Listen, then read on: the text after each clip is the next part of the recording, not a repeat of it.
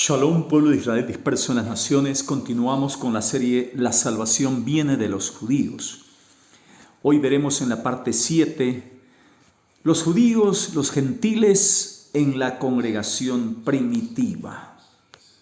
Al inicio, la congregación era totalmente judía.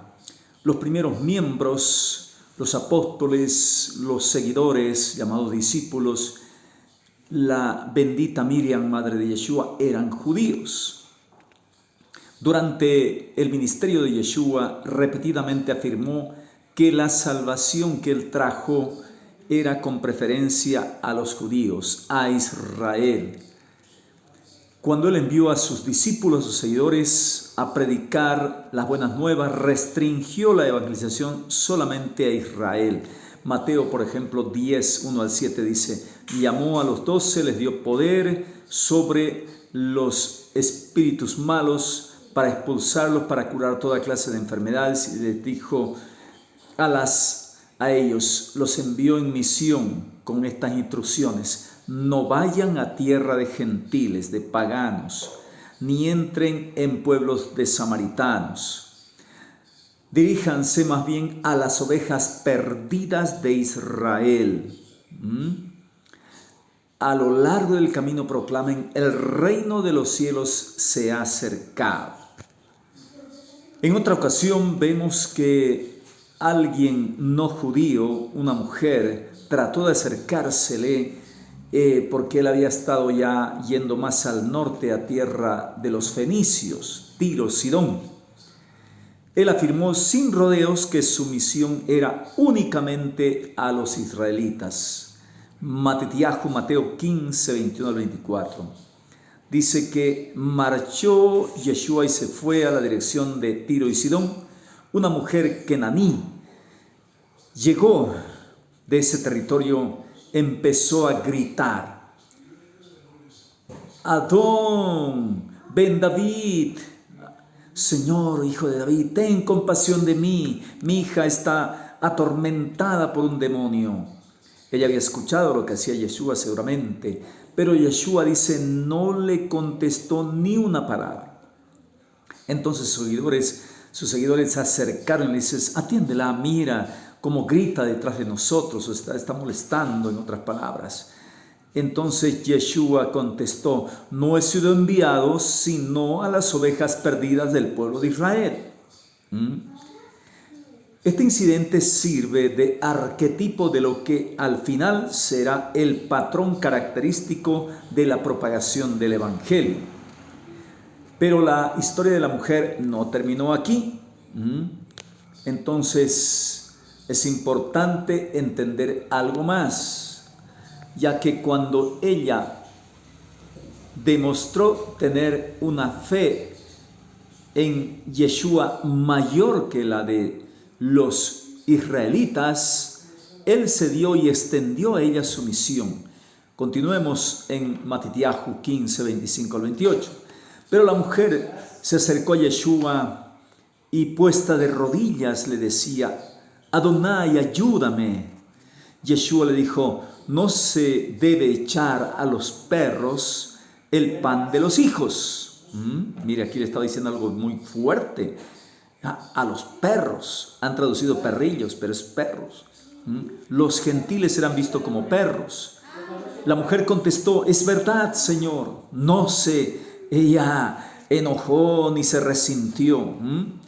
Es verdad, Señor, pero también los perritos comen las migajas que caen de la mesa de sus amos. Entonces Yeshua le dijo: mujer, qué grande es tu fe. Que se cumpla tu deseo. En aquella misma hora, su hija fue sanada. Miren ustedes. Aquí vemos el contraste entre perros e hijos, gentiles e israelitas. No se debe echar el pan de los hijos a los perros. Entonces, claramente la misión de Yeshua estaba originalmente encaminada hacia Israel. Sin embargo, también los perros comen las migajas. ¿Qué quiere decir eso? Cuando los hijos, los judíos, son tan descuidados y despreciativos que permiten que la comida caiga al piso, no aprovechan lo que les ofrece Yeshua, entonces el derecho a la comida pasa a los gentiles. Eso es. Esta teología fue expresada explícitamente por Shaul Pablo, el apóstol. Como ven, no me avergüenzo, dice, del evangelio, porque es poder de Elohim, de Dios, para salvación a todo aquel que cree. Al judío primero, después al griego, al gentil. Entonces, el evangelio es poder de Elohim para todo aquel que cree. Romanos, claramente, esto está en el capítulo 1:16. Este pasaje entonces nos muestra que los judíos eran la meta inicial del mensaje y la misión de Yeshua, y que su rechazo en gran parte de ellos, el evangelio, significó la reconciliación del mundo. Entonces aquí se indica que el mundo se reconcilió con el Eterno. En Romanos 11, sobre todo, verso 15, el mundo se reconcilió con el Todopoderoso. Los gentiles fueron incluidos en la nueva alianza por el rechazo, el tropiezo de los judíos.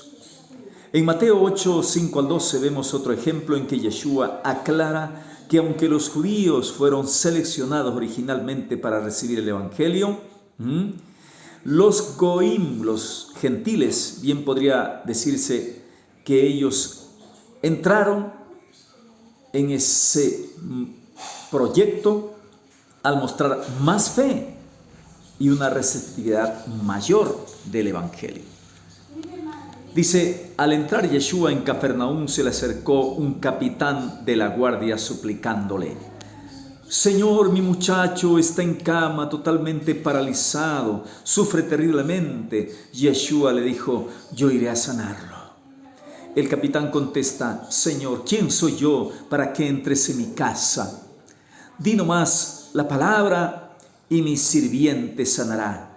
Pues yo, que no soy más que un capitán, tengo soldados a mis órdenes, y cuando a uno le digo ven, viene, ve y va. Yeshua entonces se quedó, dice, sorprendido, admirado de este gentil, y dijo a los que le seguían: les aseguro que no he hallado fe más grande en Israel como la de este. Y yo les digo, vendrán muchos de oriente y de occidente a sentarse a la mesa con Abraham, Isaac y Jacob en el reino de los cielos, mientras que los que debían entrar al reino serán echados a las tinieblas, y allí será el llanto y rechinar de dientes. Miren ustedes, aquí el Mesías fue estableciendo: los que deberían entrar quedarán fuera. La fe y humildad del centurión constituye un modelo para los creyentes de que sus palabras se repiten aún en la Eucaristía cristiana católica como respuesta de la población al celebrante antes de recibir el pan que ha sido consagrado. En latín, inclusive, podríamos decir la traducción más correcta, dice: Domini non sum dignus ut intre subtectum meum, sed tantum dic verbo et sanabitur anima mea. Como está aún en el misal católico: Señor, no soy digno que entres bajo mi techo, pero di una sola palabra y mi alma quedará sana. Así es. Este patrón muy importante, una traducción literal de latín, la versión en español lo altera un tanto. Entonces, muy importante. El mismo, entonces, patrón indica que aunque los judíos debieron ser los primeros recipientes del cristianismo, su rechazo en gran parte, no todos obviamente, llevó a los gentiles a ocupar su lugar, y esto es un eco del principio repetido una y otra vez en el Antiguo Pacto, cuando el primogénito el hijo de la bendición no era digno de aquello y era suplantado, podríamos decir, por un hermano menor. Quizá sería más apropiado decir que el patrón ya visto en el antiguo pacto de un antecedente que queda de la expresión final del principio, que la última bendición de la historia de la salvación, la nueva alianza traída por el Mesías judío, Yeshua, fue rechazada en gran parte por judíos, que es el hijo mayor. Entonces, estos tenían todo el derecho, pero por tanto este derecho pasó al hijo menor, que en este caso es Efraín, que se gentilizó, y con Efraín vienen los gentiles. Esto es lo que se ve en las Escrituras. El mismo Yeshua había aclarado de tal modo que él había venido primero y principalmente para los judíos, para Israel. Esta es la cuestión candente después de su muerte y resurrección, tanto que era difícil entender si la nueva alianza estaba restringida a los judíos o si los gentiles también podrían formar parte de la misma. Dadas las enseñanzas de Yeshua, al igual que la naturaleza exclusiva del antiguo pacto, no es de sorprender lo difícil que fue para los primeros seguidores del Mesías entender que también era para los gentiles, que la congregación estaba abierta también a los no judíos. Entonces requirió un número de milagros, revelaciones especiales y hasta un concilio apostólico antes de que la cuestión fuera resuelta finalmente. El libro de Hechos de los Apóstoles narra en su desarrollo todos estos acontecimientos en los primeros días de la congregación.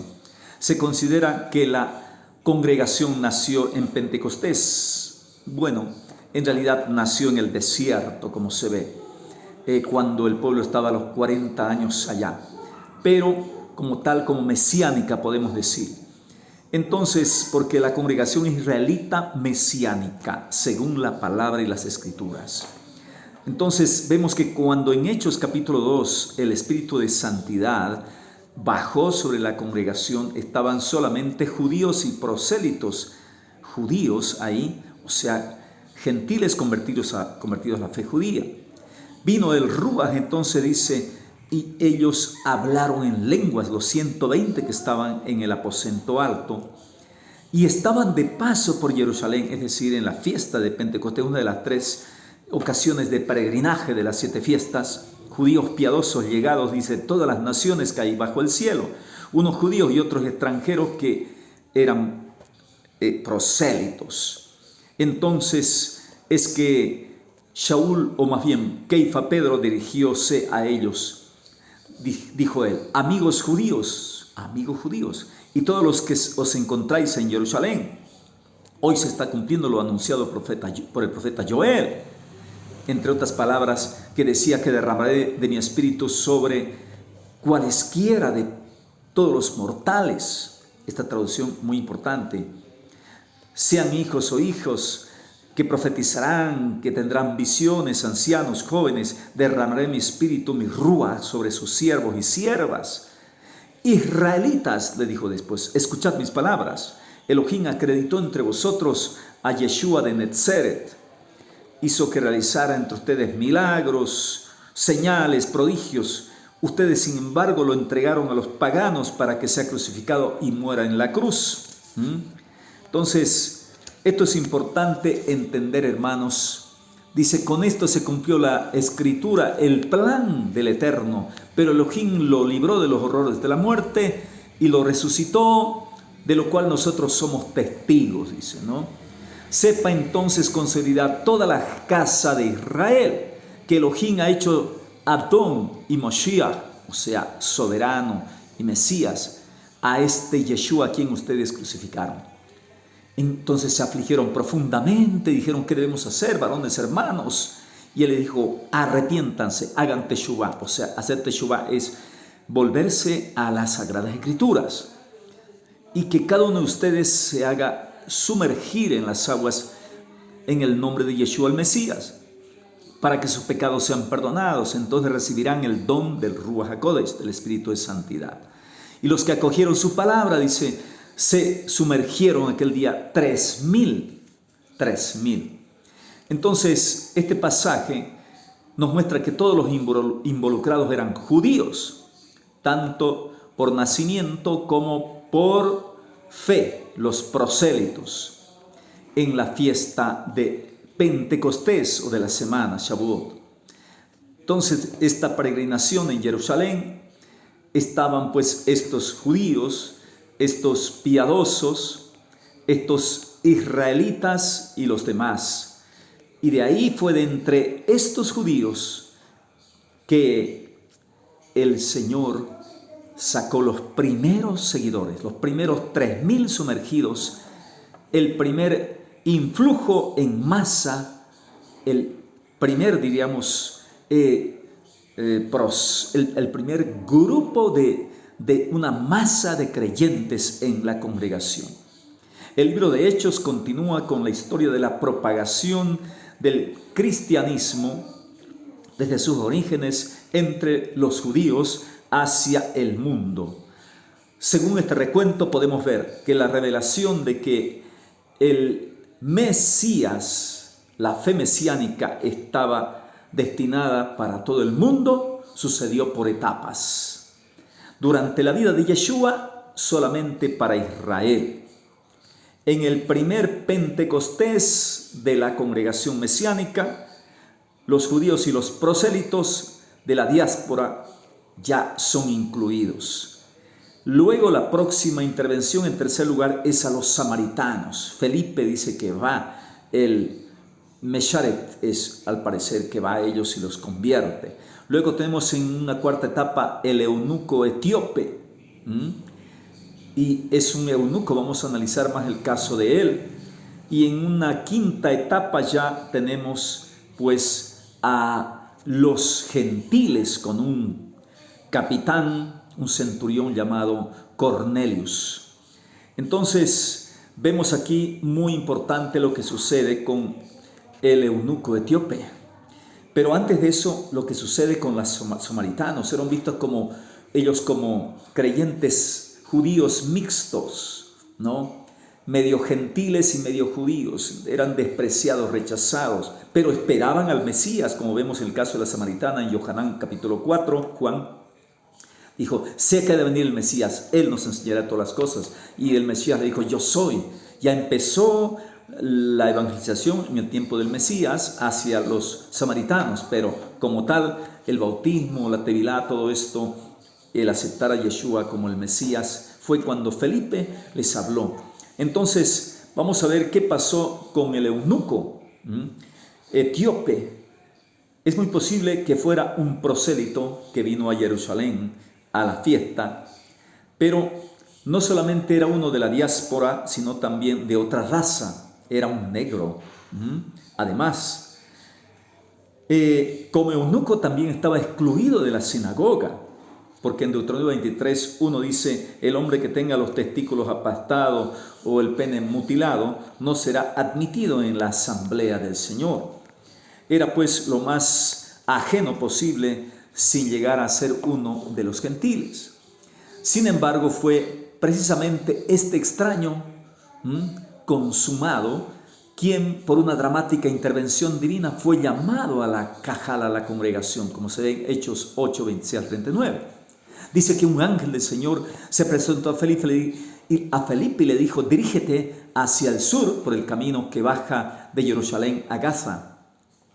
Entonces Felipe se fue y dice que pasó justamente junto al etíope, un eunuco de Candace, la reina de Etiopía, alto funcionario, se encargaba de la administración de su tesoro, que fue a adorar en Jerusalén, a rendir culto al Eterno. Regresaba sentado en su carro leyendo al profeta Ishayahu, y el Espíritu le dice, acércate al carro y pégate a él. Entonces oyó que leía el profeta Isaías y le dijo, ¿entiendes lo que lees? Él dice, ¿cómo voy a entender si nadie me lo explica? Y le invitó a subir al carro y explicar. Entonces, a partir de esta escritura dice que él le habló de Yeshua, porque iba leyendo como oveja fue llevado al matadero, como cordero mudo ante el trasquilador fue humillado, privado de sus derechos. ¿Quién podrá hablar de su descendencia? Su vida fue arrancada de la tierra. Entonces le dijo, dime, ¿de quién habla esto el profeta? ¿Se refiere a él o a otro? Entonces ahí le habló de Yeshua el Mesías, ¿verdad? Siguiendo el camino, llegaron a un lugar donde había agua y dijo, él, aquí hay agua. Se supone que siempre se les hablaba de la tevilá del bautismo, que era el paso principal después de aceptar a Yeshua, de arrepentirse y recibirlo como su amo. Dice, mira, aquí hay agua, ¿qué impide que yo sea sumergido? Felipe le responde, puede ser si es que crees con todo el corazón. Él le dijo, creo que Yeshua el Mesías es el Hijo de Elohim. Entonces hizo parar su carro. ¿Tú crees que Yeshua es el Hijo del Todopoderoso, de Dios? Si no, tienes que ser sumergido. Bajaron ambos al agua y Felipe bautizó al eunuco. Apenas salieron, dice, el Espíritu del Señor arrebató a Felipe y el etíope no volvió a verlo. Y prosiguió pues su camino feliz y gozoso. Podemos imaginar la impresión de este incidente entre los demás seguidores cuando supieron lo que pasó. Solo restaba la etapa final de la propagación y expansión del Evangelio en busca de los gentiles. El libro de los Hechos relata lo que sucedió en el capítulo 10, el verso 1 al 11 y 18, hasta el capítulo 11 en realidad, más bien 18. Vamos a ver qué pasó con Cornelius, un capitán del ejército romano. Les invito a ver el otro video. Shalom.